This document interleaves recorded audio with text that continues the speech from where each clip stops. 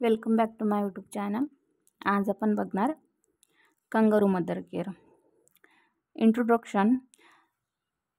मुदतीपूर्व प्रस्तुती झालेल्या आकाराने लहान असलेल्या बाळांना पुरेशा वाढीसाठी आईच्या दुधाच्या माध्यमातून पोषक आहार आणि स्वच्छता याची आवश्यकता असते। इन्क्युबेटर मध्ये असलेल्या बाळांना सामान्य होण्यास उशीर लागतो।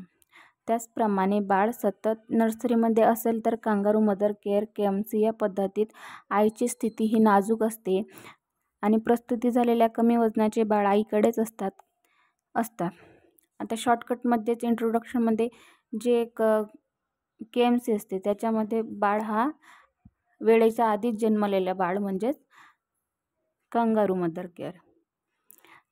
त्या बाळाचे वजन हे खूप कमी असते आणि ते नॉर्मल होण्यास उशीर लागतो।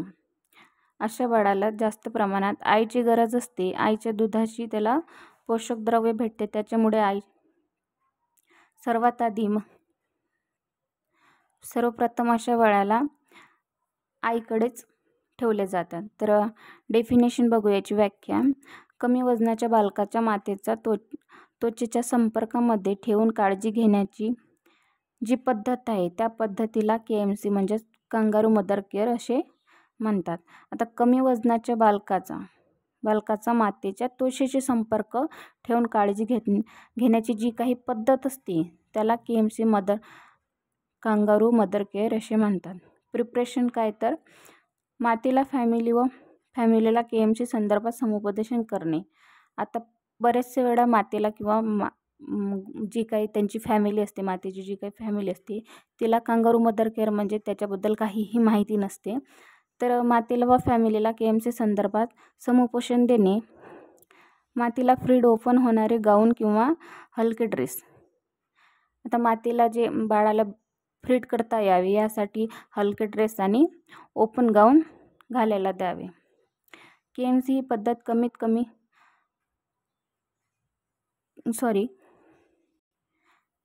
कंगारू मदर केअर ही पद्धत कमी वेळीची असते।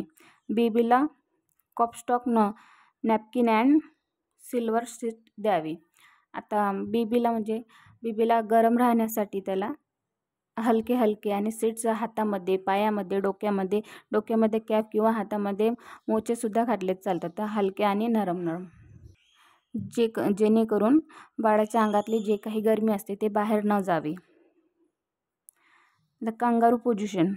लहान बाळाला आईच्या स्तनामध्ये स्ट्रॅगलम व्हर्टिकल पोझिशन द्यावे। आता लहान बाळाला जे काही कमी वजनाचे बाळ आहे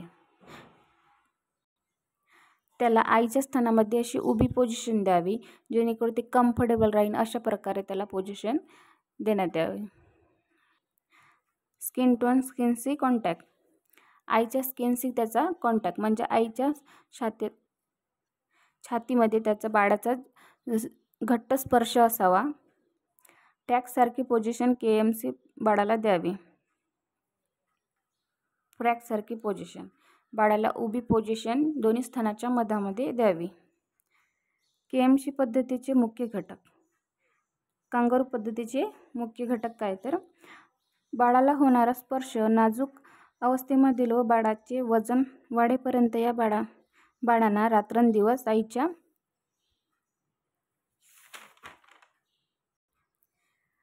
स्तनामध्ये ठेवले तरी चालेल। उभ्या स्थितीत घट्टपणे कवटाळून ठेवले जाते।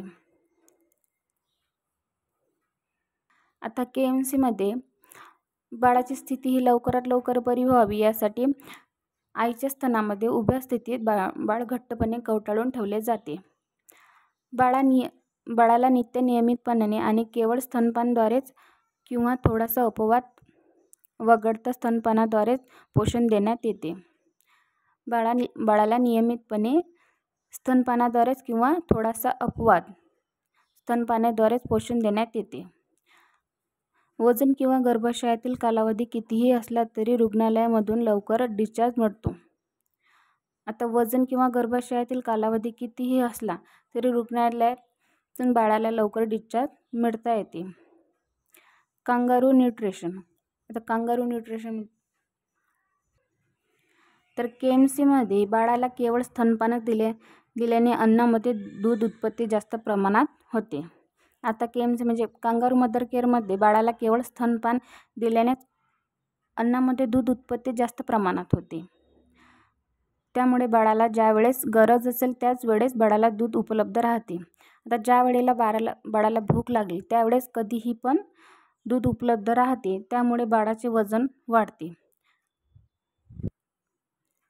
बाळाला कधीही भूक लागली किंवा ज्या वेळेस त्याला गरज पडेल त्यावेळेस असं फीड करणे किंवा केल्याने बाळाचे लवकरात लवकर वजन वाढते. तर अर्ली डिस्चार्ज रेग्युलर फॉलोअप. दवाखान्यातून बाळ घरी जाताना मातेला आणि कुटुंबातील व्यक्तींना KMCबद्दल समुपदेशन देणे. आता ज्यावेळेस बाळ डिस्चार्ज होऊन घरी जाते त्यावेळेस मातेची जे काही म्हणजे बाळाची जे काही फॅमिली असेल तिला बाळ घरी जाताना म्हणजे कुटुंबातील व्यक्तींना KMCबद्दल आई किंवा पती किंवा बहिणी कोणीही असेल त्यांना KMCबद्दल समुपदेशन देणे. परत भेटीसाठी येण्यास सांगणे. परत भेटी म्हणजे त्याला भेटायला नाही, तर परत भेटी म्हणजे रेग्युलर चेकअपसाठी येण्यास सांगणे. कांगारू पद्धत घरी चालू ठेवणे. कांगारू पद्धत हे रेग्युलर घरी चालू ठेवणे. आता याच्या पात्रता काय, तर पात्रता आपण नेक्स्ट व्हिडिओमध्ये बघू. पात्रता आणि मॉनिटरिंग पॅरामीटर, फीडिंग, स्तनपान, प्रायव्हसी आणि कांगारू मदर केअरचा काळ. कांगारू मदर केअरचा काळ किती तासाचा असतो ते. तसेच काही एखादा पॉईंट समजला नसेल तर कमेंट करा. व्हिडिओ आवडला असेल तर लाईक करा, चॅनलला सबस्क्राईब करा. भेटूया पुढच्या व्हिडिओमध्ये. तोपर्यंत बाय. थँक्यू.